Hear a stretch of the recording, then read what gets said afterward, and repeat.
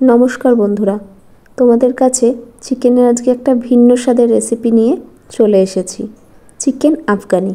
তবে চলো শুরু করা যাক। এটা করতে আমার লাগছে বেশ খানিকটা ধনেপাতা, 15 থেকে 18 কোয়া মতো রসুন, 1.5 ইঞ্চি মতো আদা, কিছুটা কাঁচা লঙ্কা আর 3খানা পেঁয়াজ। আর এদিকে নিয়েছি 150 গ্রামের মতো টক দই। আর আমি এখানে 500 গ্রাম চিকেন নিয়েছি। আমার বাড়িতে এই বোনলেস চিকেনটাই ছিল, তো সেটা দিয়েই করছি। তোমরা চাইলে এখানে উইথ বোন চিকেনও করতে পারো, কোনো অসুবিধা নেই।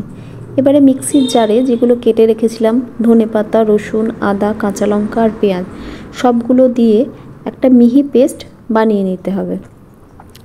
এবার দইয়ের মধ্যে যে পেস্টটা বানিয়েছি সেটা পুরোটাই দিয়ে ভালো করে মিশিয়ে নিতে হবে, যাতে এর মধ্যে কোনো রকম লাম্প না থাকে।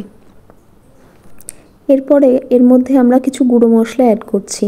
সামান্য হলুদ গুঁড়ো, 2 চামচ মতো ধনে গুঁড়ো, 1 চামচ জিরে গুঁড়ো, সামান্য একটু নুনটা এখানে কমই দিচ্ছি, প্রয়োজনে পরে আবার অ্যাড করে নিতে পারবো।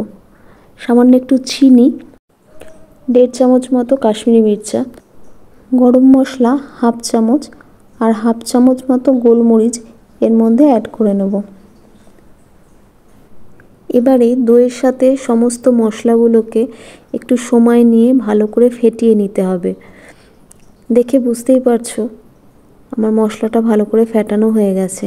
এবার একটা বোলে চিকেনটা নিয়ে তার মধ্যে 1 চামচ সাদা তেল আর দইয়ের যে মশলাটা আমরা বানিয়ে রেখেছি তার অর্ধেকের একটু কম পরিমাণ চিকেনের মধ্যে দিয়ে এটা দিয়ে চিকেনটাকে ম্যারিনেট করতে হবে ভালো করে।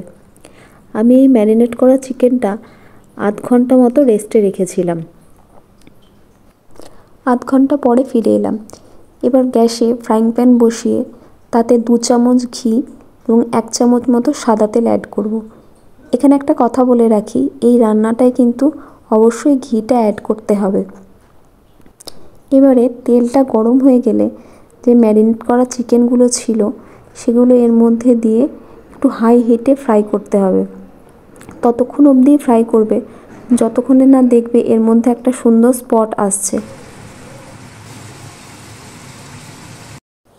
একটু উল্টে পাল্টে চিকেনটা ভালো করে ভেজে নেবে। দেখো আমার চিকেনটা কিন্তু ভাজা হয়ে গেছে। এই অবস্থা অবধি চিকেনটা ভাজবো, এর থেকে বেশি লাল করে চিকেনটা ভাজার কোনো দরকার নেই। এবারে চিকেনটা তুলে রেখে ওই তেলের মধ্যেই একটা তেজপাতা, একটা শুকনো লঙ্কা, 2টো এলাচ, 1 টুকরো দারচিনি ফোড়নে দেবো। ফোড়ন থেকে একটা সুন্দর গন্ধ বেরোতে শুরু করলে দইয়ের যে ব্যাটারটা আমরা রেডি করে রেখেছিলাম তেলের মধ্যে সেটা অ্যাড করে দিলাম। পুরো রান্নাটাই কিন্তু এই মশলা দিয়েই হবে, আর কোনো বাড়তি মশলা এখানে অ্যাড করার কোনো দরকার নেই। এবারে একটু সময় ধরে ভালো করে মশলাটাকে কষিয়ে নিতে হবে। বেশ খানিকক্ষণ নাড়াচাড়া করে আমি মশলাটা কষিয়ে নিয়েছি। দেখে বুঝতেই পারছো মশলাটা কিন্তু আমার কষানো হয়ে গেছে। মশলা থেকে তেলও ছাড়তে শুরু করেছে। মশলাটা কষানোর সময় আমার একটু মনে হচ্ছিল জল লাগবে, তাই আমি সামান্য জল এখানে অ্যাড করেছি।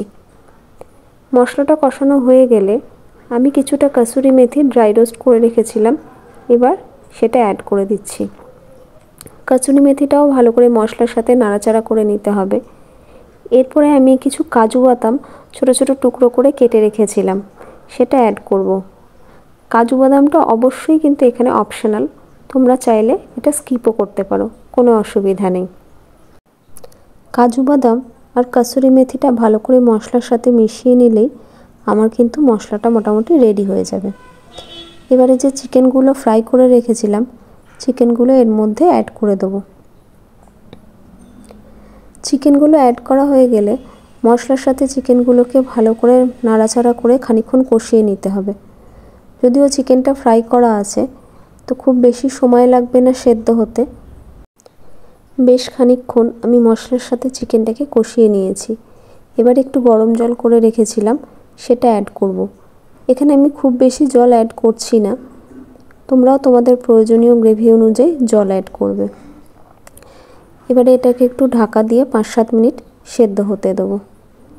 ফিরে আসছি 5-7 মিনিট পর। ফিরে এলাম 5 মিনিট পর। দেখো রান্নাটা কিন্তু আমার কমপ্লিট হয়ে গেছে। মাংসটাও খুব ভালোভাবে সেদ্ধ হয়ে গেছে। এটা এবার নামিয়ে নেব সার্ভ করার জন্য।